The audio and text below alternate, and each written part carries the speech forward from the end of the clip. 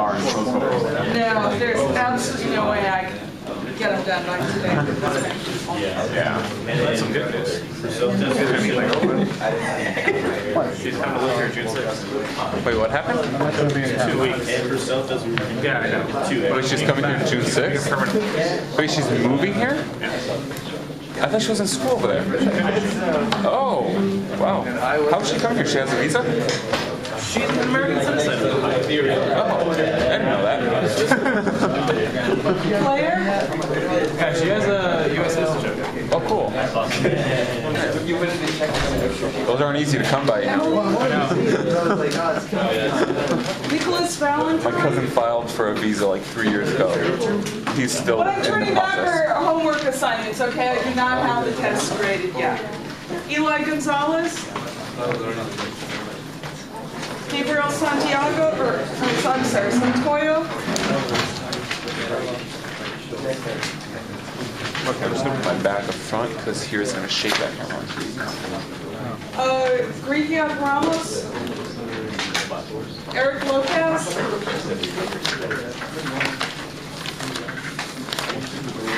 Mario Reyes? Christopher Vasquez? Antonio Gonzalez? Corey Cook?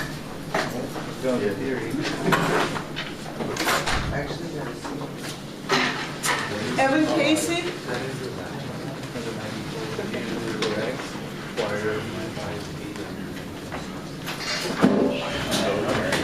Lauren Hannum? Elizabeth Vargas? Is that a 70 or 76? Out of 7. Oh, okay. I'm like, that is horrible. 76. Ramon Munoz? It looks like a 6. Randy Hughes? I couldn't see the. Oh, the line coming up? Alex Griffin?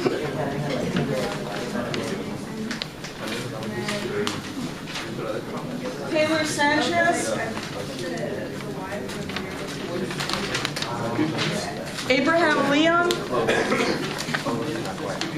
Yeah, I know I screwed that one up. Daniel Hernandez? Huh? 70? I'll bet it's better than you. Capri Hines? 69? Jose Torres?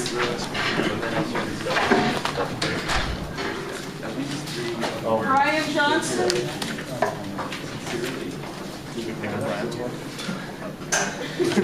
Too bad. You hear that, Louis Brian? You Colossi? don't get yours. It's recording right now. Take that, Brian. All yours. Stefan Onwinder? Flash in front of the camera. This is your homework. We're horrible friends. Terrion Francis?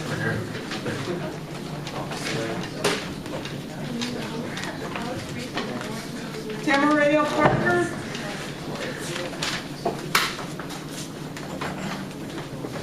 Amar Al-Sbiani? What's your last name, Omar? Al-Sabai? Nam Nguyen? Al-Sabai. That's a weird name. Arab name. Coming from an Arab, that's a weird name.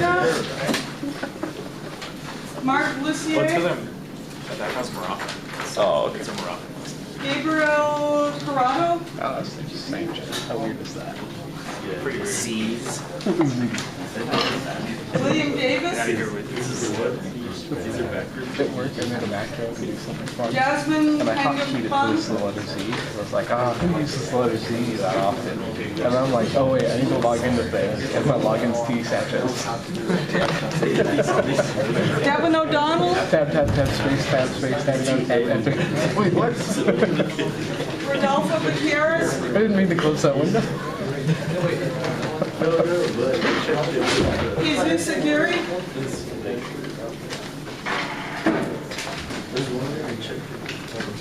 Zhang Jun Tian?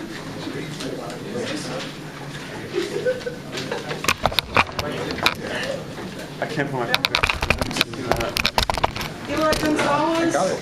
Or under is it'll go. Lauren Hannum. Nicholas recording right now? Valentine. I'm returning 2 homeworks if you wonder why I'm reading names twice.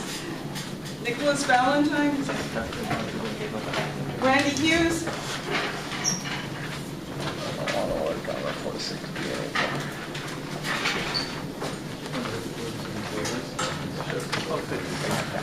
Rodolfo Gutierrez. Antonio Gonzalez. You're able to run all the things now.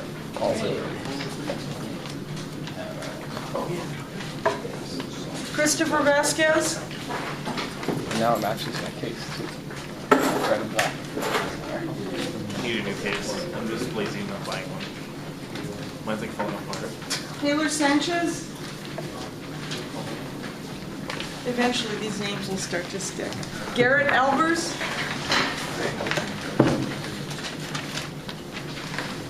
Ramon Munoz. Evan Casey.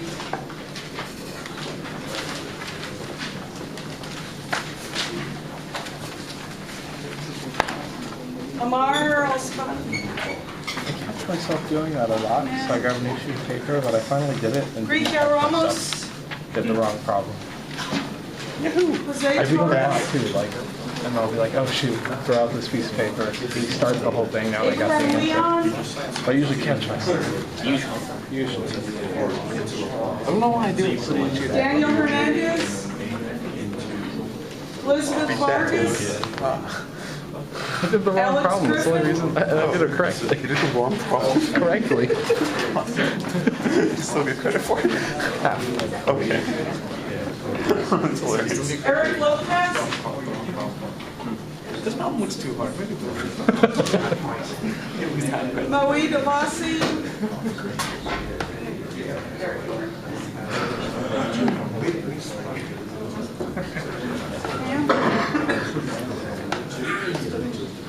Maurice Folder Cajuno. starting full.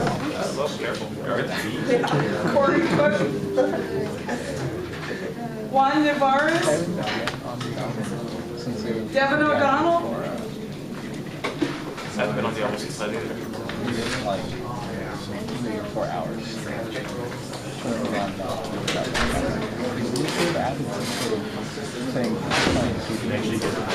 Brian Morales. Experience. You know? Well, I'm actually going to BlizzCon, so I'm hoping the expansions. Jesus Aguirre. Still got. I have no idea what is the right moderator for the Jeanette Rodriguez. tickets for me.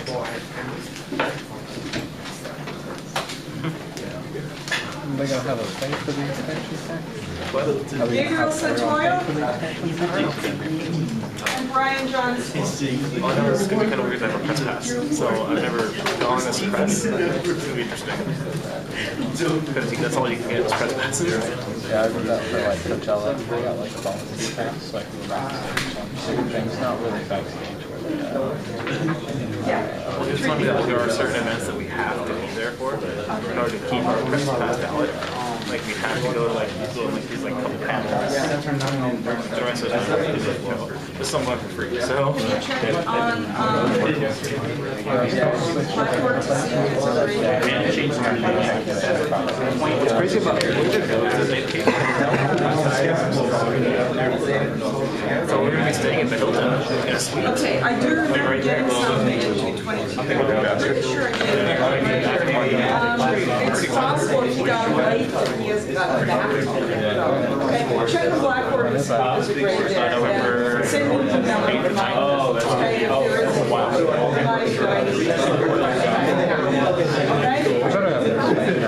Seriously, they're like. Okay, I still have a pile of homeworks 3 and 4, and I do have some old homeworks 1 and 2 that people haven't picked up yet also. So if you have any homeworks you haven't gotten back yet, talk to me after class and we can help you figure it out. I also have homework 3 with no name on it.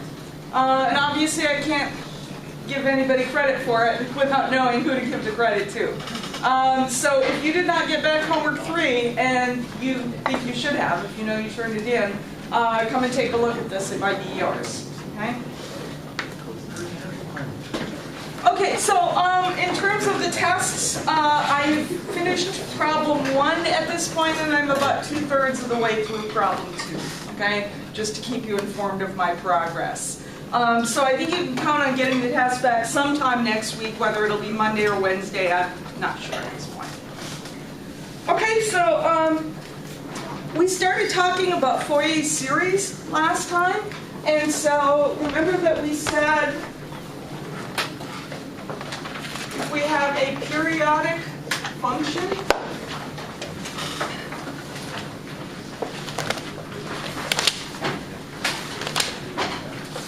f of x with a period L.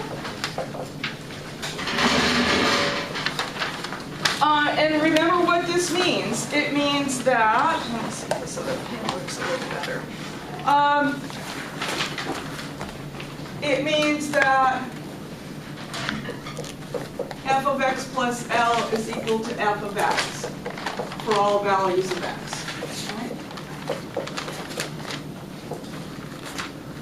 If you add L to the argument, in other words, the function has the same value that it did before that. Okay? So for any such function, we can write a Fourier series for that function. So remember that that's a sum of sine and cosine terms. And the Fourier series looks like this. Okay? This is our basic Fourier series equation that I'm writing down here. There's a constant a naught divided by 2 plus another constant a1 times the cosine of 2 pi x over L. This is a cosine function with the same period as the function f of x. This is a function of period L also. And then there's another constant a2 times a cosine of 4 pi x over L. That's a function with period L over 2. And another constant a3 times the cosine of 6 pi x over L. And so on. The next term would be a4 times the cosine of 8 pi x over L. And then there are some sine terms also, and the coefficients of those are constants called b's. So there's b1 times the sine of 2 pi x over L. That's again a sinusoidal function of period L. And then b2 times the sine of 4 pi x over L. And etc. The next term would be v3 times the sine of 6 pi x over L. So in other words, in summation notation, let's write this as a naught over 2 plus the summation from n equals 1 to infinity. Right? These are infinite series. And in the summation, we've got an a sub n times the cosine of 2 pi nx over L plus b sub n times the sine of 2 pi nx over L. And then the problem is how to find these coefficients, the a sub n's and the b sub n's. Okay. That's really the only question that's sort of not obvious at this time. And I think we talked last time about the roles that each of these terms in the Fourier series play.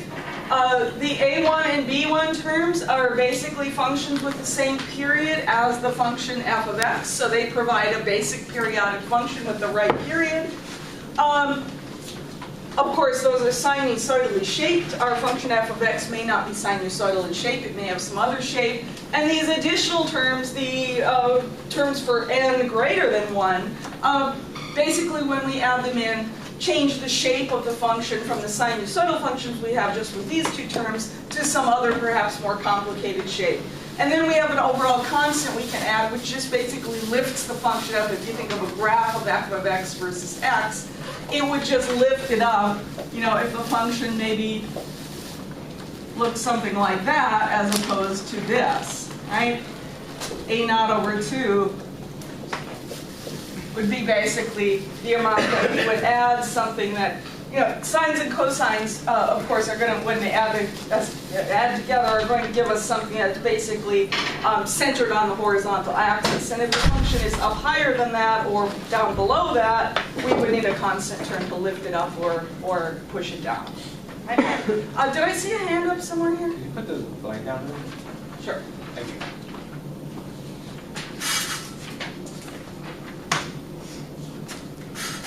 Put it to the left. Yeah. Thank you. Okay.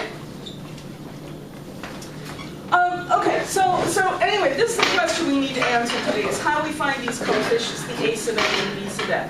Before we get into that, though, I want to also mention that your book does this a little bit differently than what I am doing. Okay.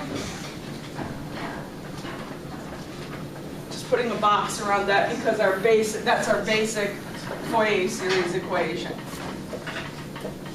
Your book, first of all, does the case where L is equal to 2 pi. In other words, where we have a function with a period 2 pi. And of course, with L equal 2 pi, the 2 pi over L, right, the 2 pi and the L would cancel, and this term, for example, would just be cosine x. This term would be cosine 2x. This would be cosine 3x. Same thing for the sine terms, okay? And they go through the entire derivation of how to find the a sub n and the b sub n's for that case. And then they generalize it to the case of an arbitrary period.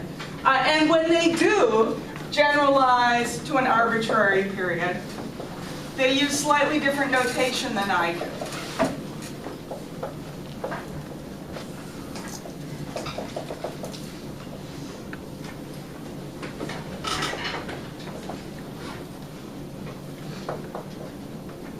They use a lowercase l, and I use a capital L. And they say that the period is 2 times the lowercase l. Okay? Whereas I'm using the period being equal to capital L. So in other words, if you look at the formulas in the book, wherever you see the lowercase l, if you grab that formula and want to use it, you will want to replace the lowercase l by L over 2.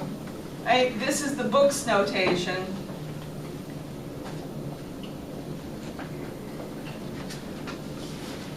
This is the notation that I'm using. Okay, so I apologize for the discrepancies, but first of all, I don't think you need to see everything done for the case where the period is 2 pi and then everything repeated again for the case of an arbitrary period. We might as well just do it right the first time, okay, and do the arbitrary case. And of course, you can always set L equal to 2 pi in these equations, or the equations that we're going to be deriving in a few minutes for how to find the a sub n's and the b sub n's. You can always set L equal to 2 pi if that is indeed the period of your function. So again, I didn't feel like, especially since we're getting close to the end of the quarter and still have a lot of stuff to cover, I didn't feel like repeating, doing this case and then repeating everything for this case, which is only slightly different. It seems kind of silly to do it twice. But that's what your book does, okay? So just be aware when you look at the book that we're doing things a little bit out of order and with a little bit different notation here than they are using, okay? Okay, so kind of an aside, in order to answer this question of how we find the a sub n's and b sub n's, we'll come back to that in a minute, but we need to, in order to answer that question, we need to think about what we mean by the average value of a function.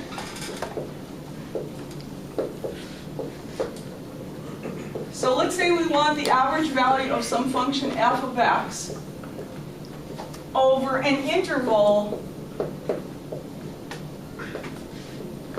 from a to b. In other words, x is between a and b. Okay? Well,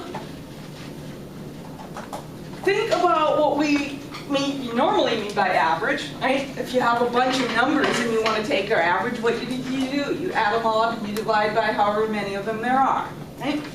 So it seems like maybe what we should do is to take a series of points, we'll call them x1, x2, x3, and so on up through x sub n, that are evenly spaced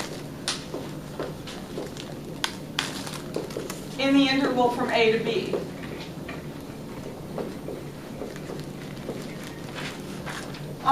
So we'll call delta x the difference between any two consecutive x values, in other words, x2 minus x1, or x3 minus x2. Oops. Should be a minus, not an equal sign. Or in other words, x sub n minus x sub n minus 1. Right? The difference between any two consecutive values. There are clearly n points that we've picked here. So n times delta x, right, the number of such points times the spacing between them, is equal to the entire interval b minus a, right, the range of x that we're looking at for this interval right here. Then it seems like maybe what we could do for the average value of f of x over this interval. By the way, the notation we're going to use for this, we're going to write f of x with a bar over it. Okay? The bar is a notation for an average value. So what we mean by the average value of f of x, at least approximately, okay, let's think about how to make this approximation better in a moment. We're going to take the function f evaluated at point x1 plus f evaluated at x2, and so on up through f evaluated at x sub n. Add those all up. There are n terms in that sum in the numerator, so we're going to divide by n, right, to get the average. So this seems like it's sort of, in other words, if we've got some function f of x here, right, think of a graph of f of x versus x.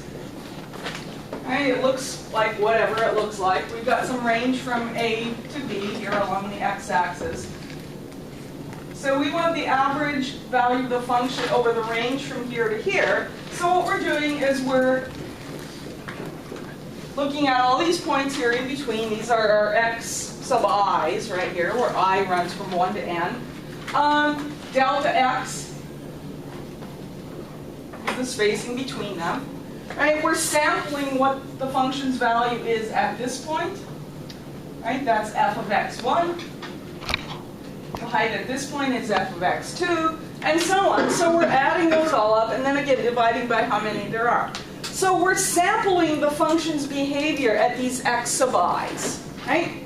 Now, of course, the question is, should we really call this the average? Because there's always a possibility that between x1 and x2, for example, the function does something really bizarre. You know, maybe it has a spike that shoots up really high but is really skinny, so we're not sampling that spike with any of our points.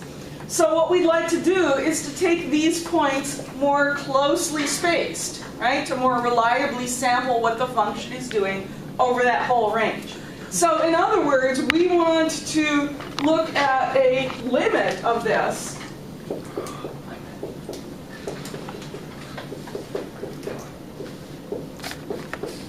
as n, our number of points that we're sampling the function at here, goes to infinity, and that means delta x, the spacing between those points, will go to 0, right, in that limit.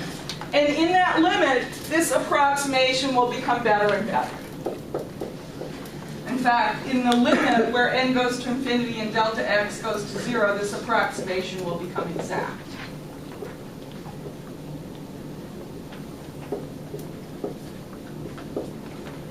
Okay, well, let's first of all see what happens to this function when we do that. First of all, let's take this expression right here, and let's multiply top and bottom by delta x.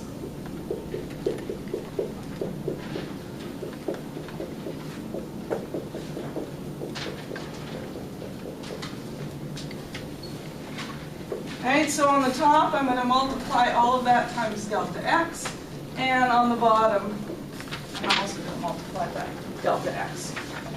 Well, we've said right up here n times delta x is the entire range b minus a. So that's the denominator. The denominator is b minus a. Right?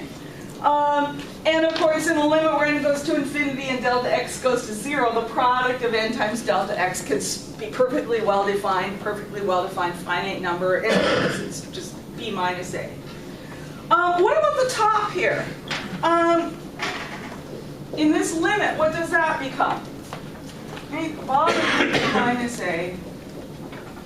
Well, in the limit as delta x gets very small, we can replace the delta x by dx, an infinitesimal amount.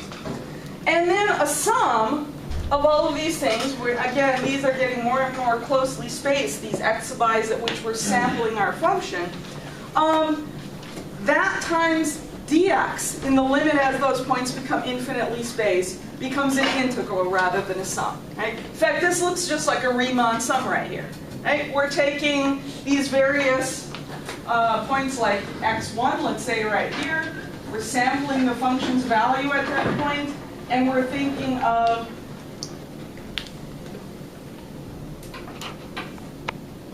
a little column like this, a little rectangle there that has a height equal to f of x1 and a width of delta x. So of course the sum, or the product of f of x1 times delta x is the area of that little rectangle there. And as we sum these up, then of course we're summing up all of the rectangles, that one and this one and the next one and so forth. So we're going to get the total area under the curve, and that's of course the same as the integral. So in the limit that we've described here, this is the integral of f of x dx from a to b. Okay? So the point is that the average value of a function over a range from a to b is equal to 1 over b minus a times the integral of f of x dx from a to b. Okay, so this is the definition we're going to be using for the average value of a function. And I really should say this is the average value, again, over a range from a to b, or in other words, x is in between a and b. Okay, so we're going to need that concept in order to answer this question here about how we find the coefficients in this Fourier series. Okay? So before we really tackle that question directly, though, let's look at a few examples of how to use this idea of the average function over a certain range. And we're going to develop some of the examples that we will actually need to answer the question over there about how to find the a sub x and b sub x. So as our first example, let's say that we want the average value of the function sine x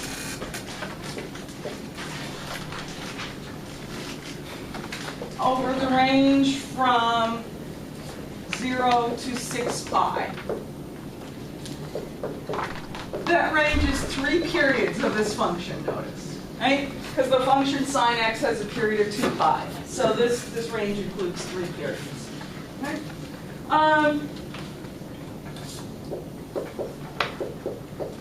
So according to this formula right here, right? So a is 0, b is 6 pi. So 1 over b minus a is 1 over 6 pi.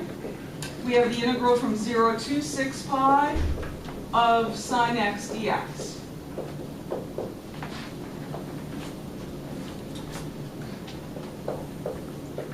Well, the integral of sine x is minus cosine x. Right, so we'll put the minus sign up front. We have to evaluate it at the limits of integration.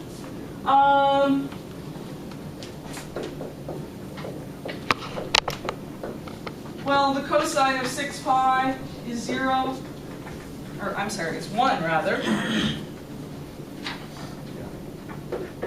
And the cosine of 0 is also 1.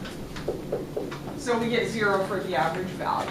And that makes sense if you look at the graph of this function. Right? If I look at a graph of sine x versus x, There's 1 period, there's 2 periods, there's 3 periods. So this is the range from 0 to 6 pi.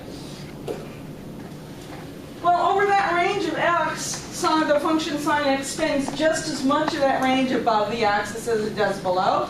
And when it is above, it's just as far above as it is below here, right? So it makes sense that the average value is 0. It's positive just as often and just as much positive, right? Just as big an absolute value positive number as it is negative over other ranges of x. Right? In fact, no matter how many periods I had used, if I used an integer number of periods, the result would be the same. It would be 0. Right? Over just 1 period, clearly, graphically, the average value is 0. For 2 periods is 0. Right? So over n periods, for any integer n, the average value of sine x would be 0. As a second example, let's look at the average value of the function cosine kx. Right? So, you know, from our graphical description, you might expect that the average value of cosine x would also be 0 over an integer number of periods. But what if I multiply the argument by some constant k? Right? So this is a function with a period L equal to 2 pi over k. Okay, that's how the period is related to this wave number, if you will, k. And let's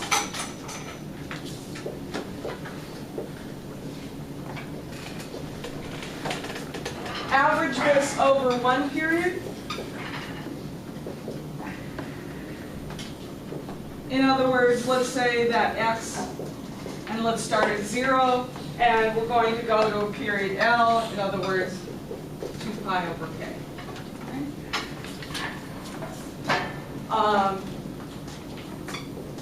Which again is just equal to L. Okay, so the average value of the cosine of kx over a period L is 1 over L. Right? We're going from A equals 0 to B equals L. So 1 over L times the integral from 0 to L of the cosine of kx dx.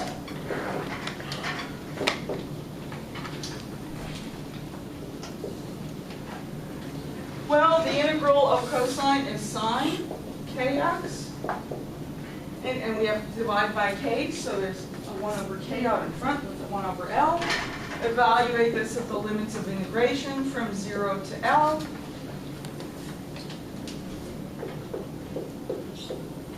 So we've got 1 over KL times the sine of KL minus the sine of 0.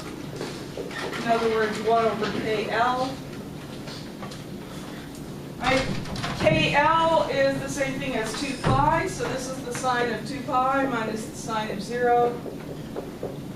And the sine of 0 is 0, and the sine of 2 pi is 0, so the average value is 0 there also. Again, perhaps not surprisingly. Right? If we look at a graph of the cosine of kx versus x, right, it looks like this. This is the value L right here. And once again, right, we spend just as much time above as we do below. Maybe it doesn't look like it in my graph, but that's just because I'm not drawing it very accurately. And so again, it's not surprising that the average value is 0. Okay?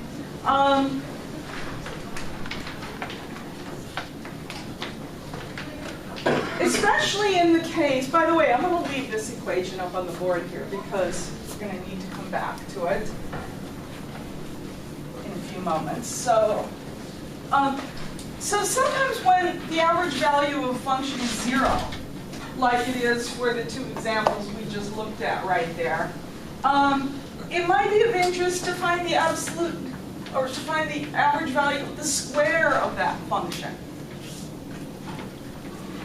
So let's look for our third example.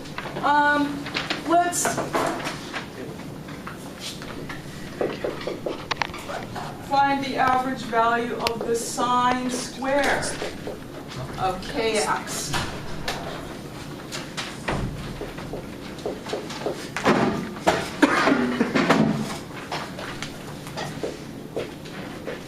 Over a period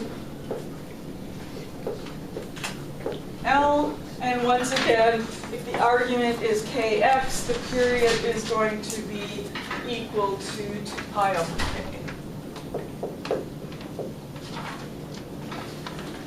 Okay, well since we found these graphs kind of instructive before this, let's look at a graph of this. So the sine squared of kx as a function of x. Well, of course, sine would go like that, right? But when we square it, the negative part gets flipped upwards. And so basically,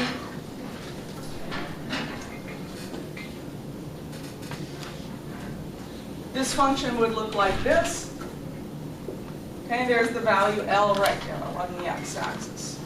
So I guess technically for this function, the period is L over 2, right? Because it repeats itself after that first bump. So this is a period actually of the function sine kx. When you square it, the period is L over 2. So we're actually finding the mean value over 2 periods, right? Over this length of time here, right? So here's L over 2 and so forth. Okay, well, let's look at another function, namely cosine squared of kx over that same range of x from 0 to L.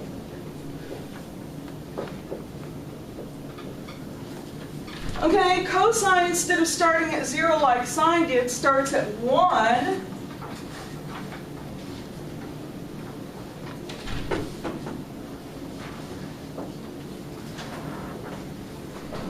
Right, it's going to look like that.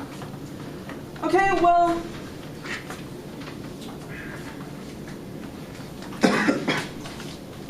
we look at the area under this curve.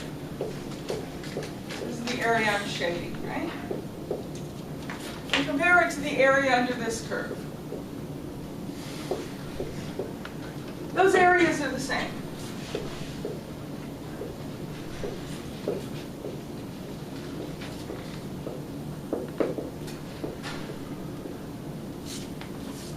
Okay, this is sort of a little trick we're going to use here. Okay? In other words, think about splitting this up into sort of 4 different pieces. Right, from 0 to L over 4, from L over 4 to L over 2, from L over 2 to 3L over 4, and from 3L over 4 to L. Same thing on this graph. I think it's obvious just from looking at it that if I were to take this piece right here and simply move it over here, that now it would look just like this graph does. And therefore the areas under those curves have to be the same. And of course the areas under those curves are the integrals of these functions. Right? So for the sine squared graph, that area is the integral of the sine squared of 2 pi x over L.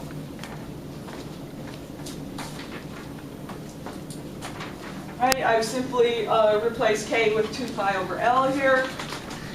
So the integral of that dx from 0 to L. And on the cosine graph, this is again the cosine squared of 2 pi x over L integrated with respect to x from 0 to L.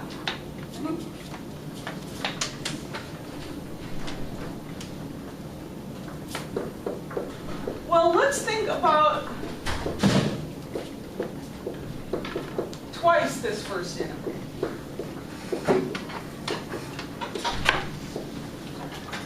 Right, since these two are equal to each other, 2 times one of the integrals is the same as the sum of the 2 integrals. Right? So twice the integral of, let's say, the sine squared function is equal to the integral, this integral plus this integral. In other words, I write 2 times this as this integral plus itself, and then since this integral is equal to the cosine squared integral, I replace one of them by that. So I can write this as the the integral of sine squared of 2 pi x over L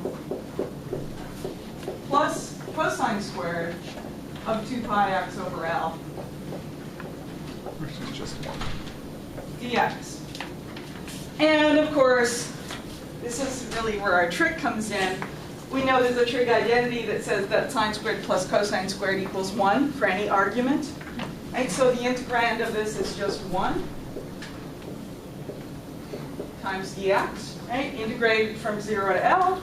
And this is, of course, just x, evaluated at the limit 0 to L, which just gives us L. So in other words, 2 times the integral of the sine squared function is equal to L. So dividing both sides by 2, I have that the integral from 0 to L of sine squared 2 pi x over L dx is equal to L over 2. Okay, so now let's use that then to find the average value.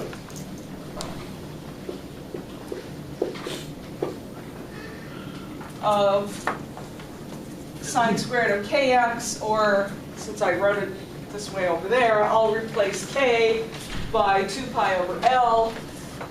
So this is the sine squared of 2 pi x over L. The absolute, or the average value of this over the range from 0 to L.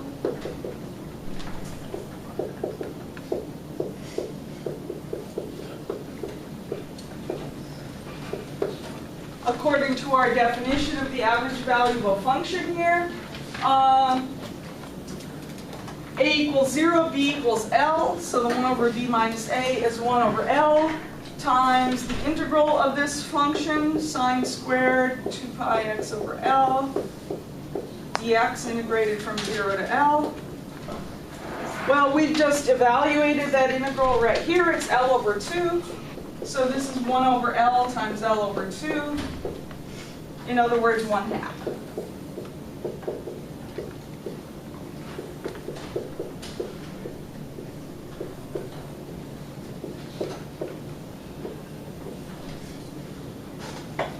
Okay? And I think that's kind of believable if you look at the graph of this function. After all, the maximum here is at 1, and the maximum of sine is at 1, but when you square it, it's still 1. The minimum is now 0.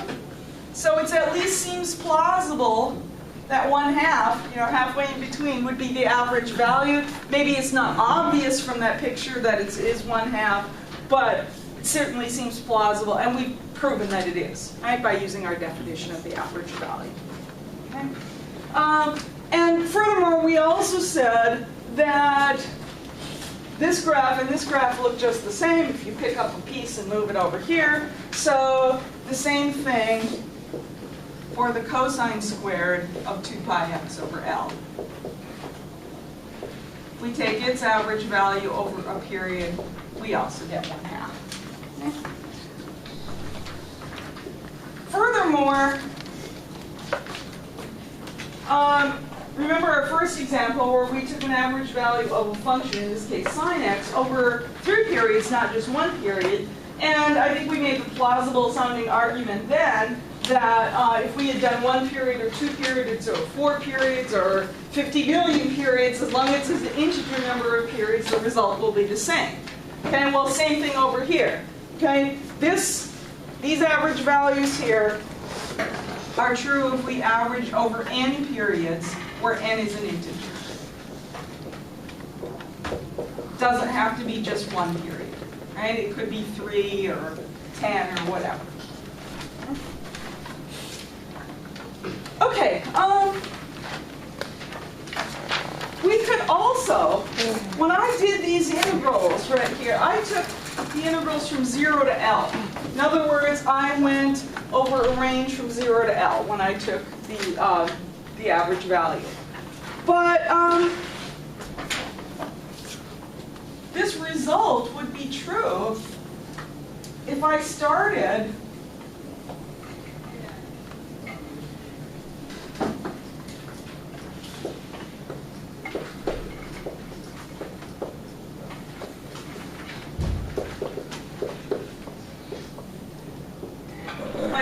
started at, let's say at value x naught, where x naught is just some arbitrary value along the horizontal axis, and I go to the interval x naught plus nl. In other words, an integer number of periods further along, right? So I don't have to start at 0, in other words. I could start at any value of x naught that I wanted to. For example, let's say I looked at x naught starting from here, and then x naught plus L would be about right there. So I'd have to include a little bit more of my function right here. And I'd be cutting it off here at that side. And if I looked at that region over there, well, again, if I just sort of cut that little piece and moved it back over there, it's the same shape as the piece that I took from there. So the integral, and therefore the average value, is going to be the same for the interval from x naught to x naught plus L as it was from 0 to L. Right? So I could start anywhere I want to. Okay? Well, anyway, there are a bunch of other average values. I'm not going to derive them all for you because I don't want to spend the time doing it. But let me just list what some of these results are, because we're going to need to know them to answer our question about the Fourier series over there, namely, how do we find those A sub n and B sub n? Right? So in a similar way to the average values I have just shown you, you can find a bunch of others, and I'm just going to list them here for you. So you can show that for a range from x naught to x naught plus nl, where n is an integer.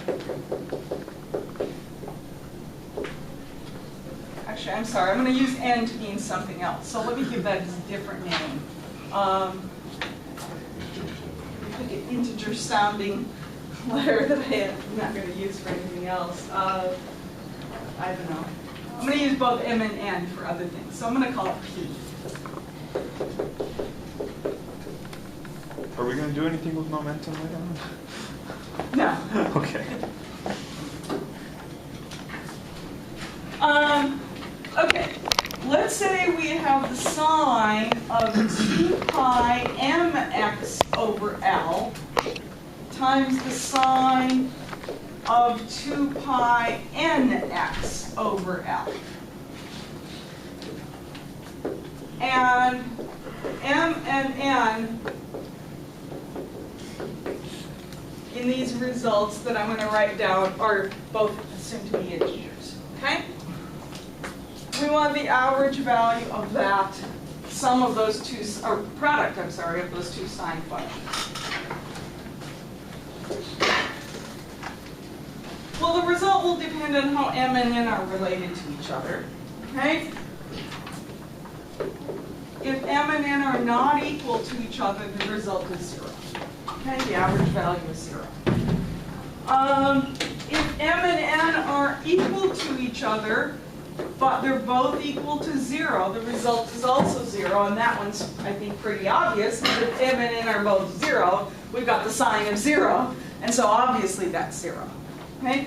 But what if m and n are equal to each other but not 0? Well, then the result is 1/2. That's actually what we just showed over there. Right? Because if m and n are equal to each other, then we're just talking about the average value of sine squared of 2 pi nx over L, and that's the argument we made over here. Okay? So that mean value is 1/2. Similarly, if we have the product of two cosine functions, the cosine of 2 pi mx over L times the cosine of 2 pi nx over L. Right? The mean value or the average value of that. Again, it will depend on how m and n are related. If m and n are not equal to each other, this mean value is 0. If m and n are equal to each other but both equal to 0, the mean value is 1. Again, that I think is obvious, because if m and n are both 0, then these are both the cosine of 0, which is 1. And this will be equal to 1/2 if m and n are equal to each other but not equal to 0. Right? Because in that case, again, we'd be looking at the mean value of cosine squared of 2 pi nx over L. So just like we showed here, the result is 1/2. And then finally, one more. What if we have one sine? Let's say sine has an argument of 2 pi mx over L, and then the 2 pi nx over L is the argument of a cosine function. Okay? That mean value is 0, regardless of which integers m and n are equal to. Okay? So these can be done. These can all be shown. Again, I'm not going to prove them all to you, but they can be evaluated by this definition of the average value up here. Okay? So they can all be worked out that way. So again, we're going to, oh, and I'm sorry, there are a couple more here on the list that I should add. They're ones we've already shown.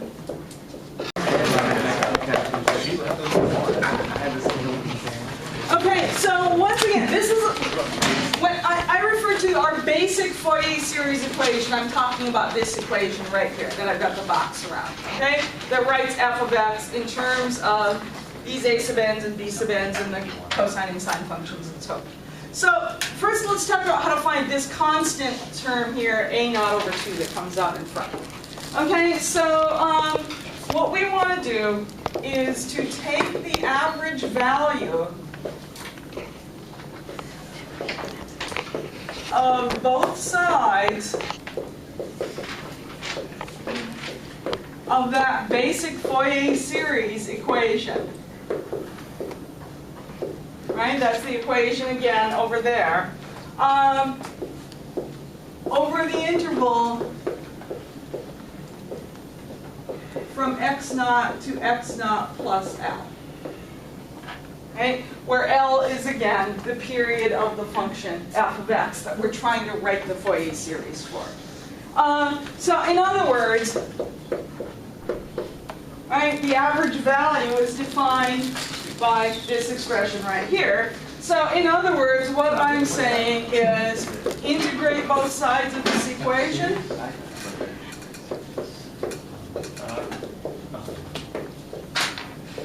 What is that f of s equating? Oh, okay. Fs, Fourier series. Okay. Okay? Everybody's looking at it. That's this equation right here. Okay? So in other words, we're going to integrate both sides, whatever there is on either the right-hand side or the left-hand side. We're going to integrate with respect to x with limits from x naught to x naught plus L, right? We can certainly integrate both sides of the equation. And then divide both sides by L, right?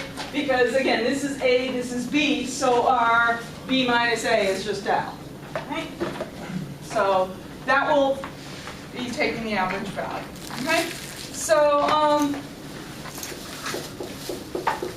in other words, on the left-hand side, right, the left-hand side just has f of x. So in other words, the average value of f of x, which is, again, by definition, 1 over L times the integral of f of x dx from x naught to x naught plus L.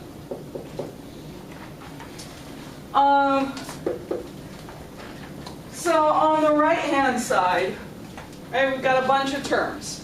So the first term, a naught over 2. Well, remember what we're doing is we're integrating both sides with respect to x from x naught to x naught plus L, and then we're dividing both sides by L. So there's a 1 over L out in front of that integral. In the next term, the a1 term, and there's an a1 times the cosine of 2 pi x over L. We're integrating that with respect to x from x naught to x naught plus L, and we're dividing by L. So there's a 1 over L out in front. Now I moved the a1 out in front also because it's a constant. Okay? Similarly, in the next term, there's an a2, which I can pull out in front of the integral. Inside the integral, there will be a cosine of 4 pi x over L. dx from x naught to x naught plus L, and then we're dividing by L. Okay, so similarly for the other cosine terms, and then the sine terms, the B1 term, again the B1's a constant, can be pulled out in front. I have the integral of the sine of 2 pi x over L dx from x naught to x naught plus L, and I'm dividing by L.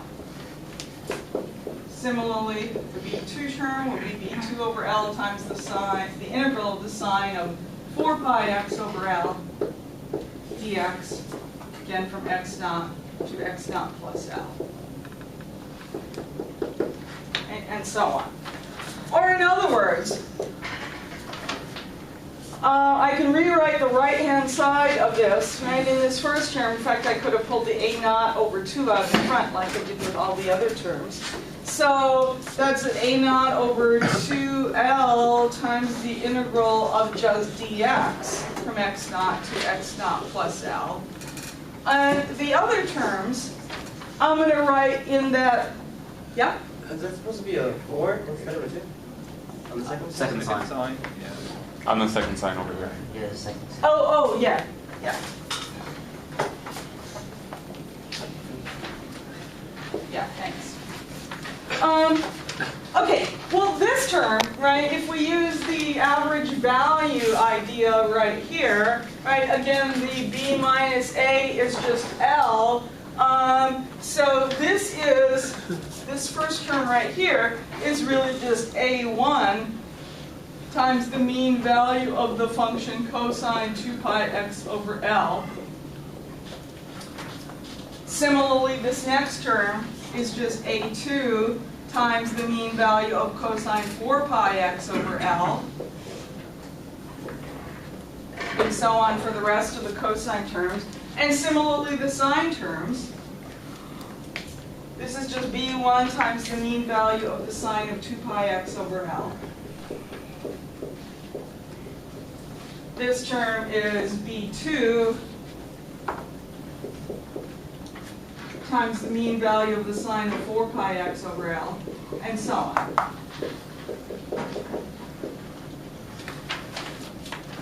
Well, most of these mean values are 0, right? We know that the mean values of both cosine and sine of 2 pi n x over L, where we're taking our average value over some integer number of periods, which is what we're doing here, right? This is an integer number of periods.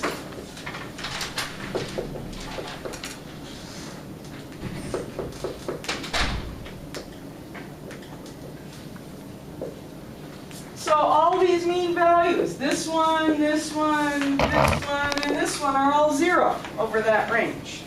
Okay? So in other words, all that we have left that's not 0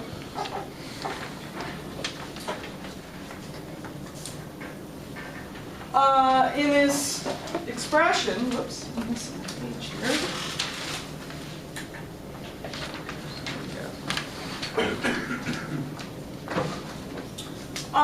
We've got on the left-hand side a 1 over L times the integral of f of x dx. The integral runs from x naught to x naught plus L. And the only non-zero thing on the right-hand side is this first term right here, which is a naught over 2L times the integral of dx from x naught to x naught plus L. And of course, the integral of dx just gives us x, and then when we evaluated the limits of integration, we'll have an x naught plus L minus an x naught. So in the square brackets, it's just equal to L, and the L will cancel with the L out in front here, so this is just a naught over 2. So if I multiply both sides by 2, I have an expression for a naught.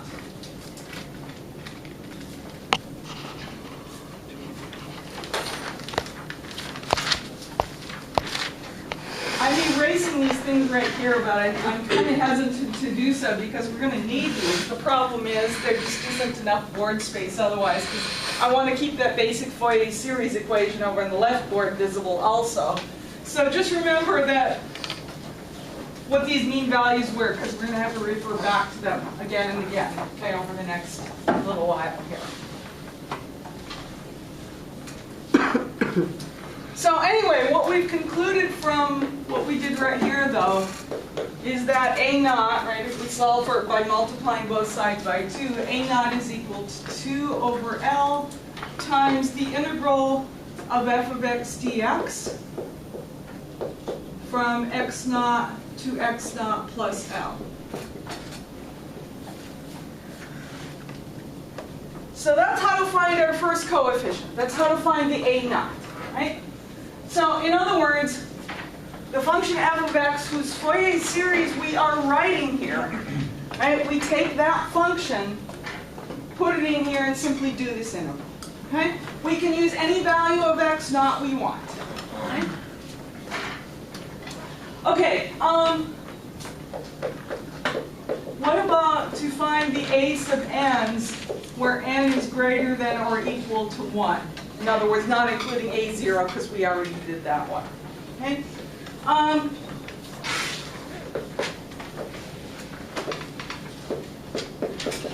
Let's multiply our basic Fourier series equation. Again, I'll abbreviate that FS. Okay, that's that equation over there. Multiply both sides by the cosine of 2 pi nx over L, and then take the average value.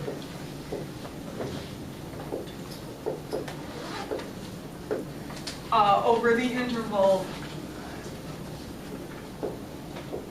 from x naught to x naught plus L.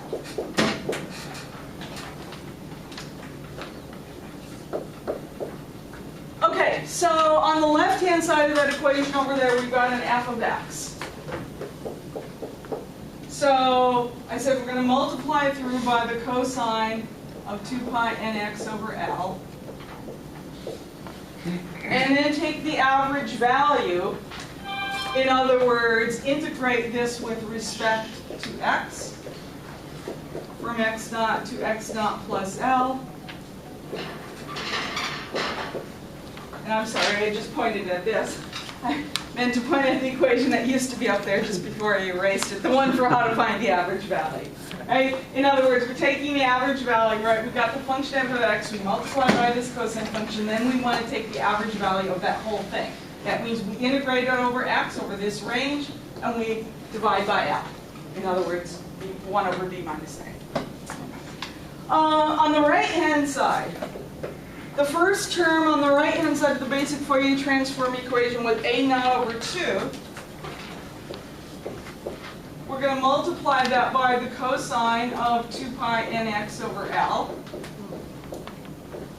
and then take the average value.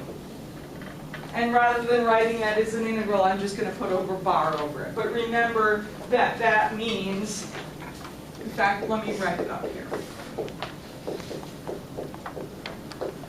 Remember, this was the definition of the average value.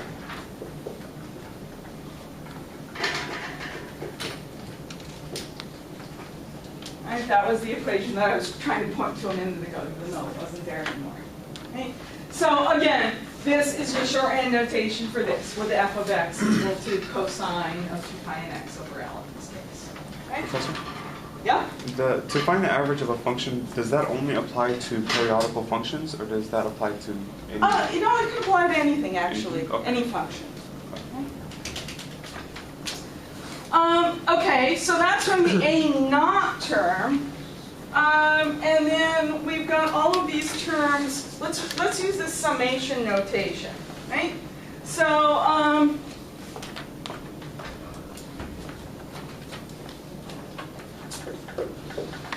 we've got a sum from n equals 1 to infinity. And so inside that sum, we have an a sub n and a cosine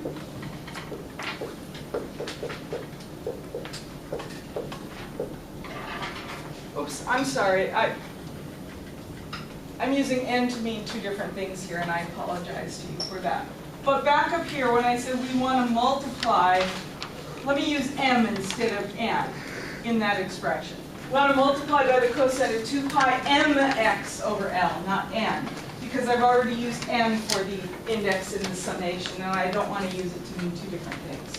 So on the left-hand side, f of x got multiplied by the cosine of 2 pi mx over L before I did this integral to take the average value. And in this a naught term, again, I'm multiplying by the cosine of 2 pi mx over L, and then taking the average value. So now in this summation over n, I've already got an a sub n times the cosine of 2 pi nx over L. And now I'm multiplying that by a cosine of 2 pi mx over L. And then taking the average value. And by the way, when I take an average value, any constant like the a sub n can be pulled out in front of that average value. Yeah? So does that become to find a sub m is greater than or equal to 1? Or that's not the n? No. Okay. N is the number I'm using in this equation, and I'm not changing this n to m. Okay, this is staying as n. But I'm going to take that equation over there and multiply it through by a cosine function that has an m in it. Okay? And let me say this is for some choice of m.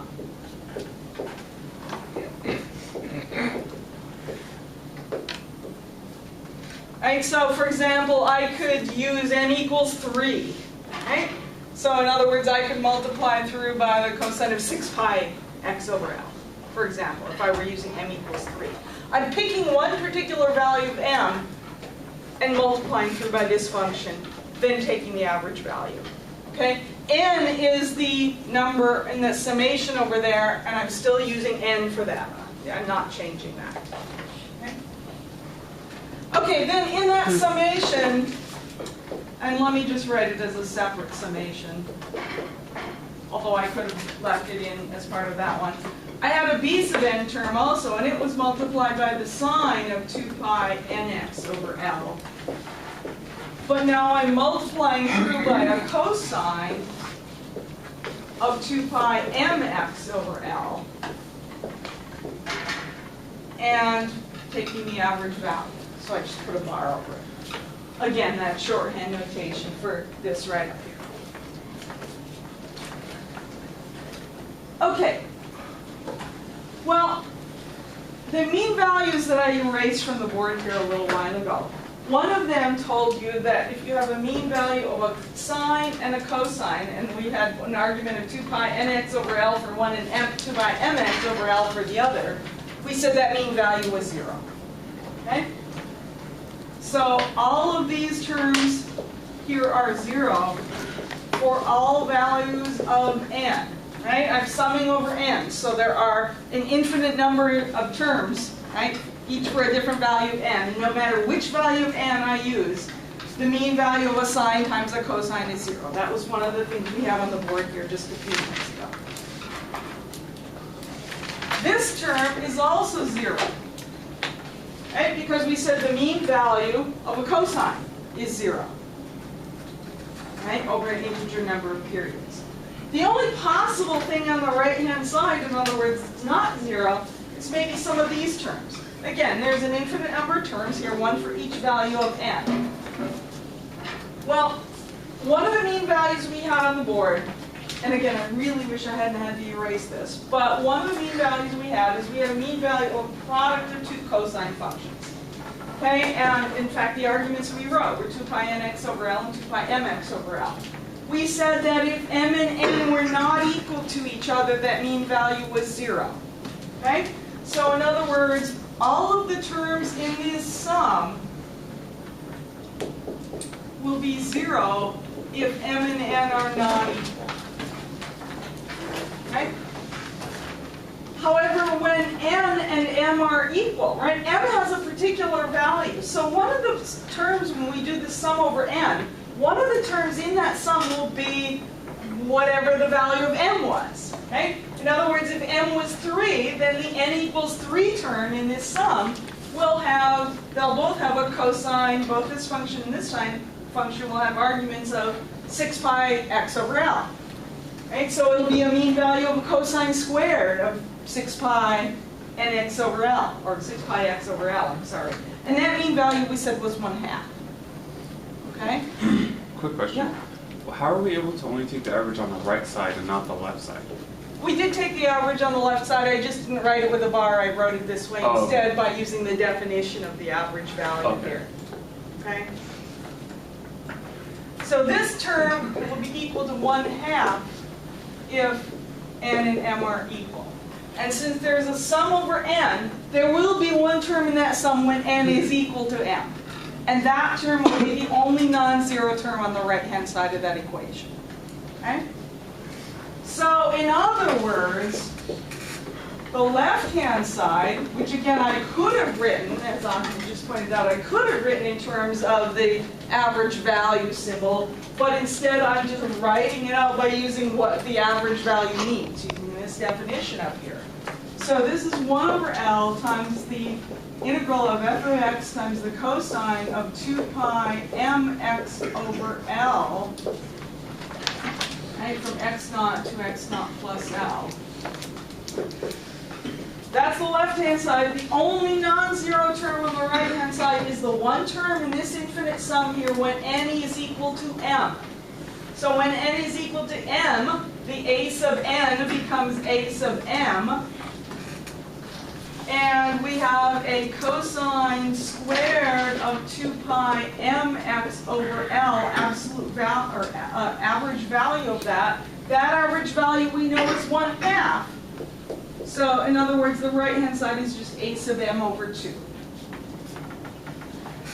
So we can solve for a sub m by just multiplying both sides by 2. And we get that a sub m is equal to 2 over L times the integral from x naught to x naught plus L of f of x times the cosine of 2 pi mx over L dx. I'm sorry, I forgot the dx. Okay?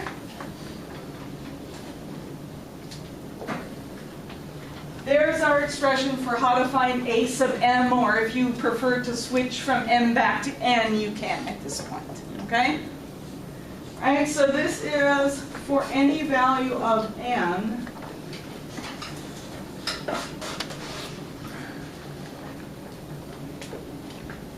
Well, we originally said n, which we've now kind of switched notation to m. We originally said it had to be greater than or equal to 1.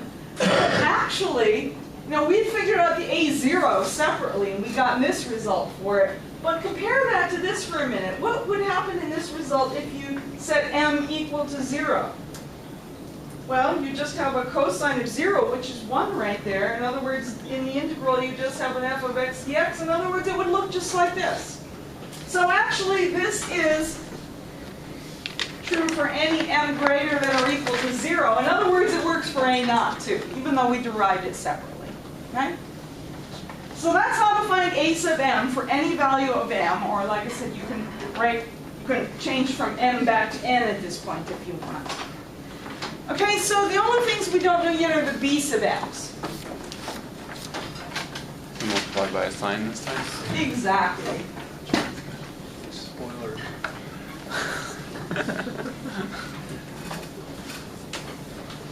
Yeah, you don't want to go to the movies with me then?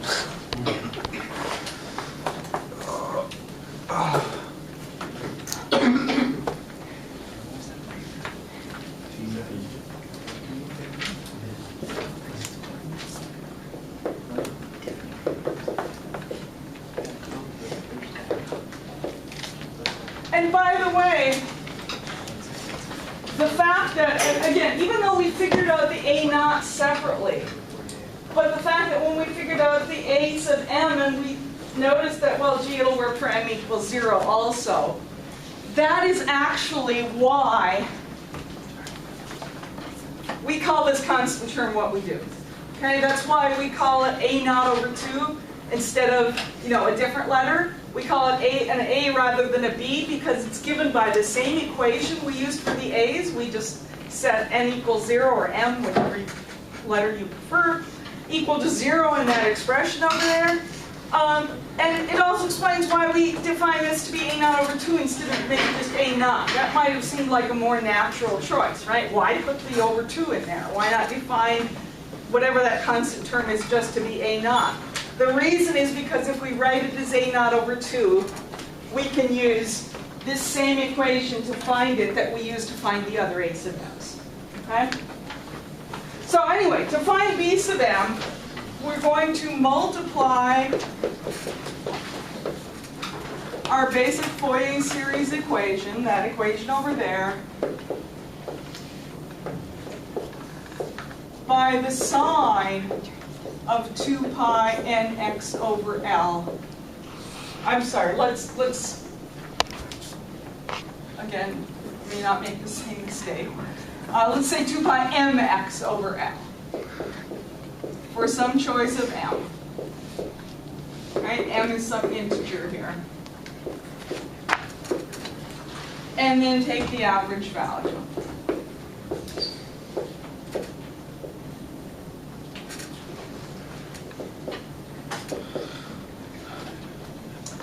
Okay, so on the left-hand side, we have f of x. We're going to multiply by sine of 2 pi mx over L and take the average value, or in other words, if I use the definition of average value to write this out, the 1 over b minus a is again 1 over L, and we've got an integral of f of x times the sine of 2 pi mx over L dx from x naught to x naught plus L. Okay, and on the right-hand side, we've got a bunch of terms. Our first term is the A naught over 2.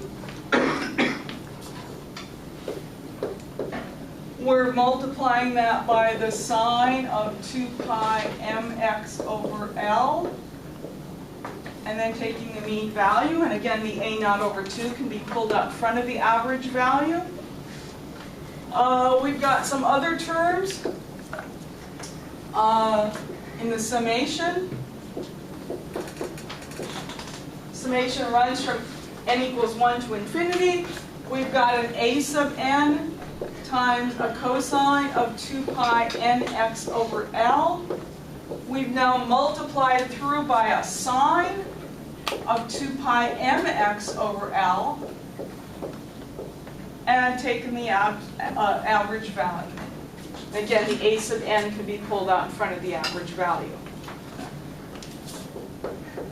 And then also in a summation from n equals 1 to infinity, we've got b sub n times the sine of 2 pi nx over L. We've multiplied through by a sine of 2 pi mx over L and taken the average value. Okay, so again, a bunch of these terms on the right-hand side are 0. This is 0. We know that the average value of sine of 2 pi mx over L for any integer m is 0. Also this term right here, all these terms in the sum are 0 because the mean value of a cosine times a sine is 0. That was again one of the results we had on the board over there. That's true no matter what n and m are here. In this summation where we got a product mean value of 2 sine functions multiplied together, remember that we said if n and m are not equal to each other, that this is 0.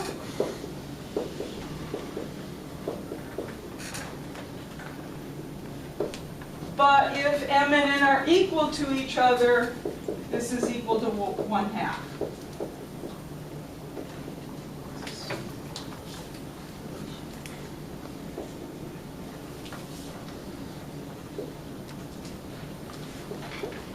We can also, by the way, I think this is notation we've used before.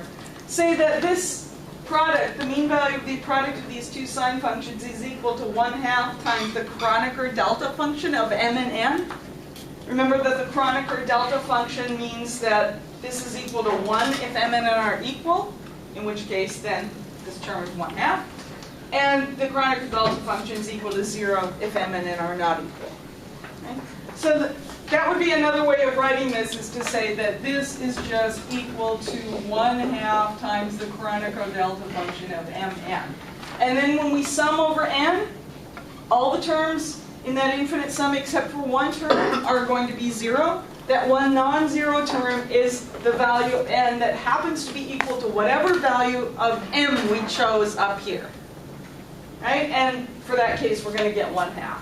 So in other words, the only non-zero term on the right-hand side is 1/2 times b sub m. Right? Because in the sum over n, the one non-zero term, for the one term that has this mean value of this product of the two sine functions non-zero, is the term when n equals m, so I can set the n on the subscript here equal to m, right? So it's b sub m. So anyway, we can multiply both sides by 2 to solve for b sub m. So b sub m will be 2 times this integral right here. In other words, 2 over L times the integral of f of x times the sine of 2 pi mx over L dx integrated from x naught to x naught plus L. So there's how to find our b sub m's. Okay? Okay, so just to summarize what we've said here,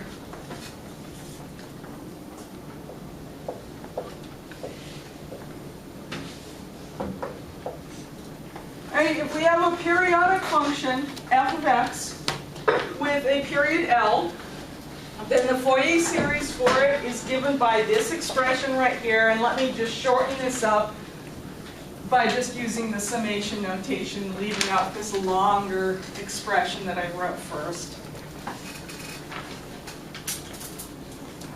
So f of x is equal to a naught over 2 plus a sum from n equals 1 to infinity of a sub n times the cosine of 2 pi nx over L plus b sub n times the sine of 2 pi nx over L.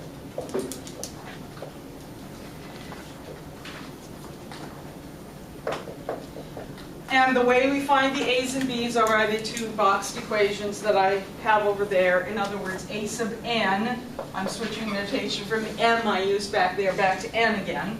So a sub n is equal to 2 over L times the integral of f of x times the cosine of 2 pi nx over L dx integrated from x naught to x naught plus L. And that will work for any n greater than or equal to 0, right, including n equals 0. And the b sub n's are given by the same integral except with the sine instead of the cosine.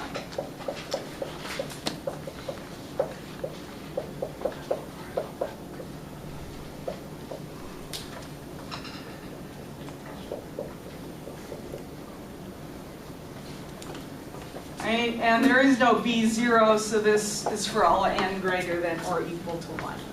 Okay? And in these integrals, to find the a sub n's and b sub n's, we can use any value of x naught that we want in them, but we usually use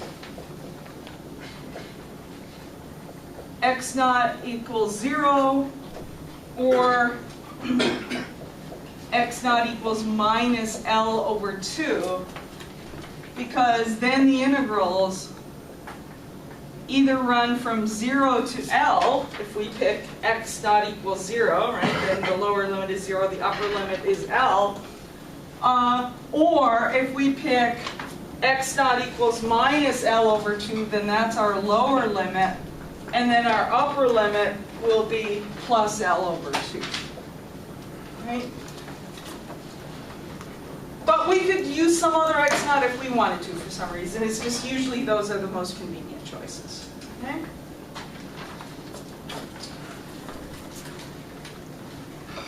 So, and again, just a reminder that your book actually arrived, this is the basic result. Okay? This is the basic way to do Fourier series. And of course, we'll look at some examples of this. I'm not sure we're going to have time to today, but next time, if not today. But just a reminder that your book first looks at the case where the period is equal to 2 pi, and then they redo everything, and including all of the things we did to find the a sub n's and b sub n's. They go through all that math again for the case of an arbitrary period. And I didn't see any need to repeat that whole derivation twice, right? So we just did it kind of in one fell swoop. And then when your book does it for an arbitrary period, remember that they use different notation. What I've called capital L, they call 2 times a little l, okay? So just be aware, you know, if you're grabbing equations from the book and using them in combination with something from your notes or whatever, just be aware that there are those differences in notation, okay? So I'm just going to, even though I didn't actually derive it separately, the case where the period is equal to 2L is enough simpler than this general expression that I want to just write it out separately, just so you have it in your notes and can use it if we have an example where the period of our function is 2L. Okay? So if the period L is equal to 2 pi, then what this expression becomes, right, the f of x, the basic Fourier series equation, will be a naught over 2 plus the summation from n equals 1 to infinity of the quantity a sub n. And now with L equals to 2 pi, the L and the 2 pi here will cancel, so it's just cosine of nx. And similarly, the b sub n term, the sign has an argument of nx as well.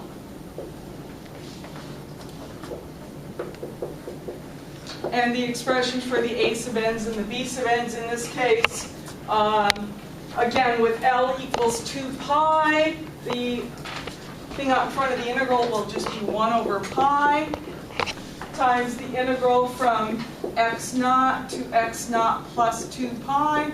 And again, we usually use either x naught equals 0 or x naught equals minus pi, right? In which case the integral would either run from 0 to 2 pi or from minus pi to pi, right?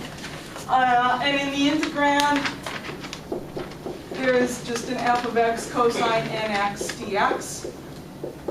And similarly, b sub n will be 1 over pi times the integral of f of x sine nx dx. Again, from x naught to x naught plus 2 pi. Okay, actually maybe we do have time for an example. Let's at least get started. Okay.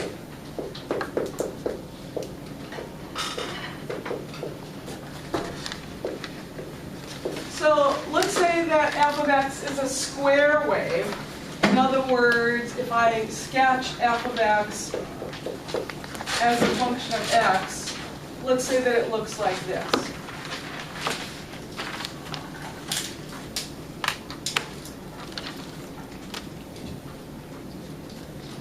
Okay, and let's say that this is pi right here, this is pi over 2, this is minus pi right here, and along the x-axis.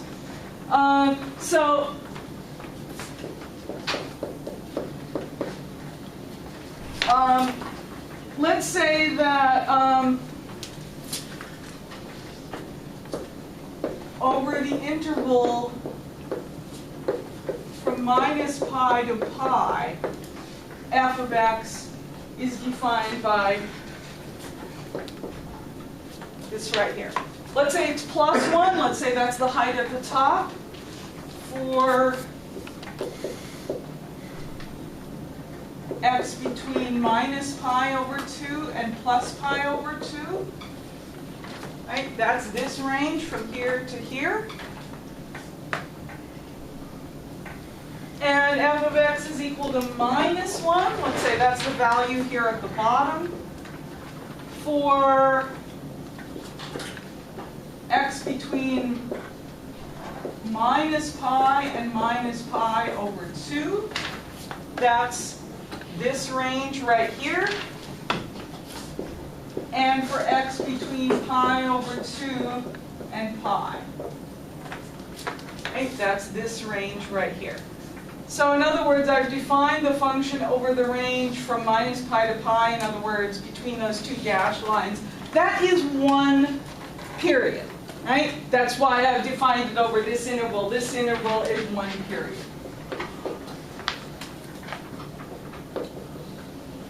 So in other words, this function has a period of 2 pi.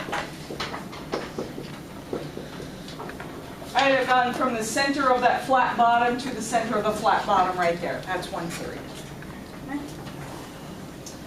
Okay, so the period is 2 pi. That means we can use these slightly simplified versions of the general expressions over here. Okay? So let's go ahead and figure out the coefficients, the a's and the b's, and then once we have those, we can write the Fourier series. Okay? All we have to do is figure out the a's and b's, and then we plug them in to this expression, and we're done. That's our Fourier series. Okay, so a naught, we can again use this expression with n equal to 0. So a naught is equal to 1 over pi times the integral of f of x dx. Right? Because with n equals 0, that cosine term is just 1. And we're going to integrate. I'm going to use a value of x naught equal to minus pi in all these integrals. In other words, the integrals will all run from minus pi to plus pi. Right? I'm integrating over one period. I'm going to go here to here. I could have just as well done 0 to 2 pi. Or any other interval of 1 period long. Okay? So my integral is going to run from minus pi to pi. Okay, well, the integral f of x, we need to plug in what f of x is. And it's different over different parts of the range, so we're going to have to split up the integral and write it as a sum of 3 different integrals. From minus pi to minus pi over 2, f of x has a value of minus 1. Right? So just minus dx. We're going to add to that the integral from minus pi over 2 to plus pi over 2. Over that range, f of x equals plus 1.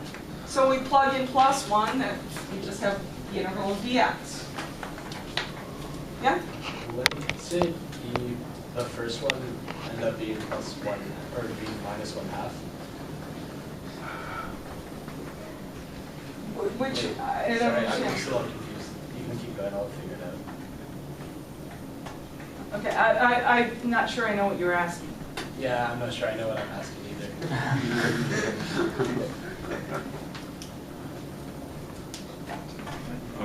I'll figure it out as we go. Okay, well, if you think of how to articulate it better, let me know, okay?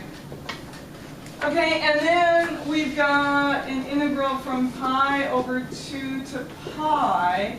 Over that range of x, f of x is equal to minus 1. So I'll put the minus sign up front, and then all that's left in the integral is dx.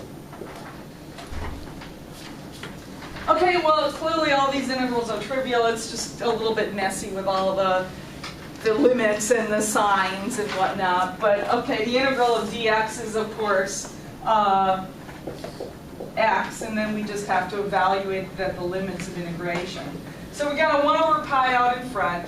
From the first integral here, we have a minus sign out in front. And then, let's see, we've got the upper limit, which is minus pi over 2 minus the lower limit. In other words, minus a minus pi, which is a plus pi. Okay. From the second integral, we have the upper limit, which is pi over 2 minus the lower limit. In other words, minus a minus pi over 2. In other words, plus pi over 2. And from the third integral, with a minus sign out in front, we've got the upper limit, which is pi, minus the lower limit, which is pi over 2. So let's sort this out here. So in the first,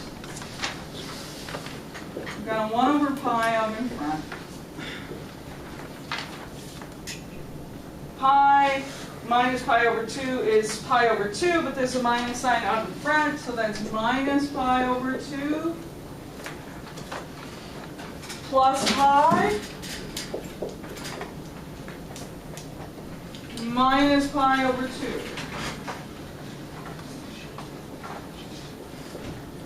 That's 0, right? And actually, we kind of, if you think about it, we expected this one to be 0 because we said that what the a naught term, or the a naught over 2 term does here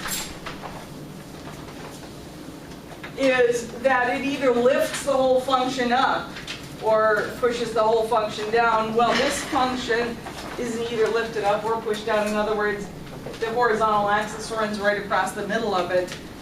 We would expect a naught to be 0 because of that, and it is. Okay? What about the a sub n's for n not equal to 0? It's usually, even though we have, you know, one single equation for a sub n that will work for all values of n, it usually is going to behoove you to work out the a0 case separately. Okay? It's usually going to be easier that way.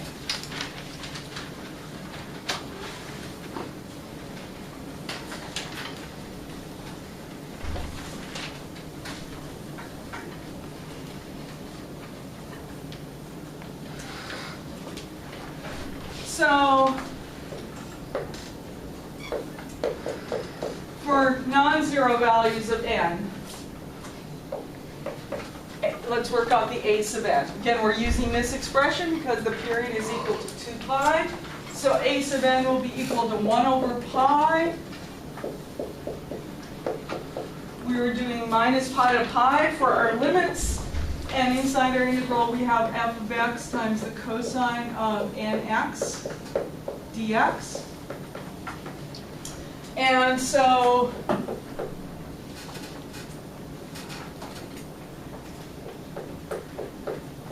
let's split up our integral into the sum of 3 integrals again, because f of x takes on different values over different parts of this range.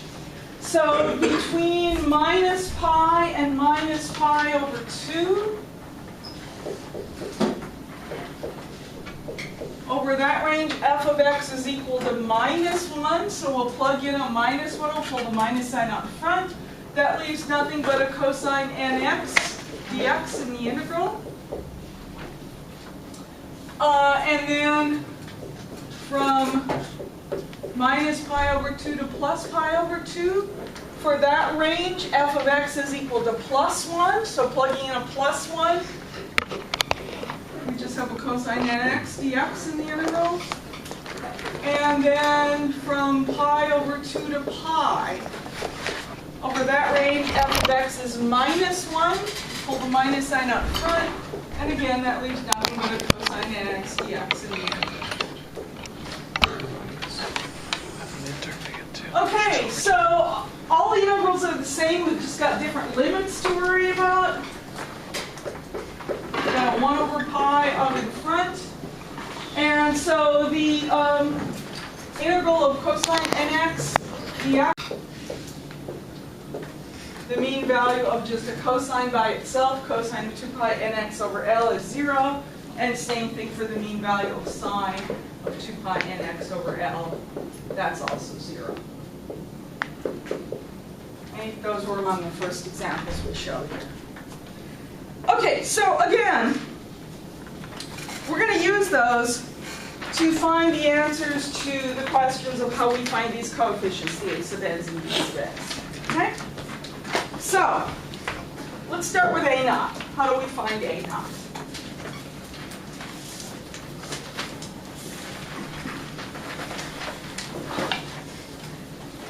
We usually do our, maybe we should do our break now. We usually do it kind of late, but Okay.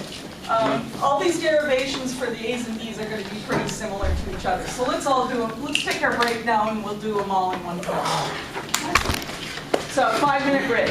And once again, if anybody didn't get back homeworks 3 and 4 that I had back at the beginning, or if you still have homework 1 or 2 you haven't gone back, I've got the pile up there, including one homework 3.